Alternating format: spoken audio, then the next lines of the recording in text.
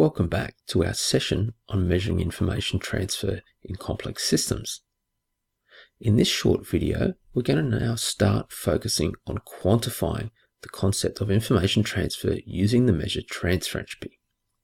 The transfer entropy gives us a quantitative answer to our question of how much information about the next observation of our process can be found in this observation y at time step n of process y in the context of the past state of our target.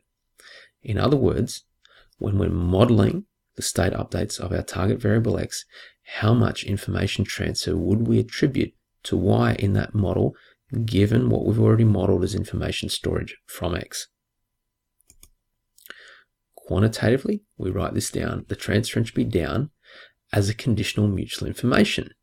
It's a conditional mutual information from our source y to the next value of our target variable, conditioned on the past state, that embedding vector of the target's past.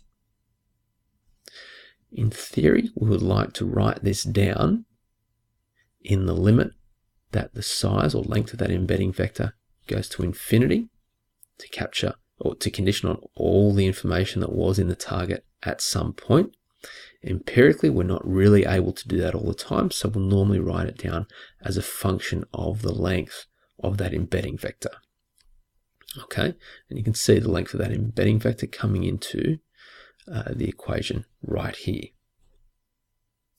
Now, importantly, the transfer entropy is an average information quantity. It's the average information that we would model as coming from the source to the state update in the target variable, or the average information from the source that helps us predict the next value in the context of the past. Remembering that we can take pointwise or local values of any mutual information or conditional mutual information measure, we can write down a local transfer entropy value here. That is the information from a specific source value, this specific realization, y at time step n, that helps us to predict the specific next value of x at time step n plus 1 in the condition of the past which just occurred. Okay? And having those local or pointwise values will allow us to write down a time series of information transfer for our source-target relationship. So we can look at how that information transfer fluctuates in time and relate that to the dynamics of what the complex system is doing. And we'll look at some examples of that in one of our activities later on. Next though, let's have a look at how to compute transfer entropy in the JIDT toolkit. So we have a transfer entropy autoanalyzer GUI. Let's go and have a brief look at that.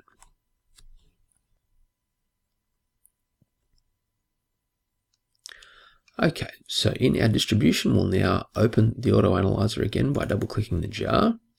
We'll launch our transfer entropy autoanalyzer.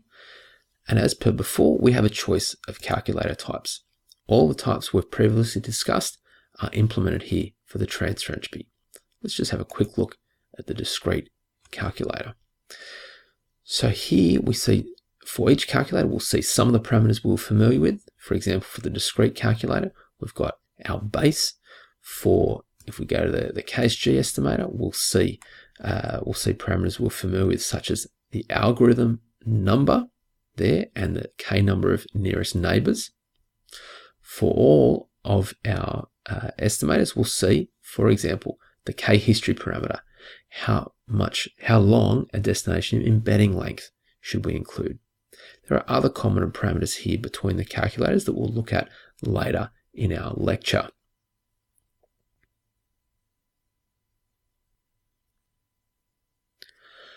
Okay. Importantly, the Gaussian model is there as well.